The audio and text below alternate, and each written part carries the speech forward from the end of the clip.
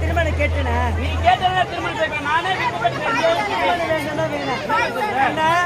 மலவட சென்று அதோட விருப்பம் இப்போதே திருமணம் வேண்டாம் தங்கா என்னுடைய வயது இளையவள்ளி உனக்கு திருமணம் செய்து பார்க்க வேண்டும் ஆசைப்படுறேன் கடமையே அண்ணா என்னுடைய வயது மூத்த நீங்க இருக்கும்போது உனக்கு நான் திருமணம் செய்துக்குவேன் அதனால ஒரு காலம் முடிய முடியாது அண்ணா முதல்ல உள்ள திருமணம் செய்ய தங்கா முதல்ல உனக்கு திருமணம் உனக்குமா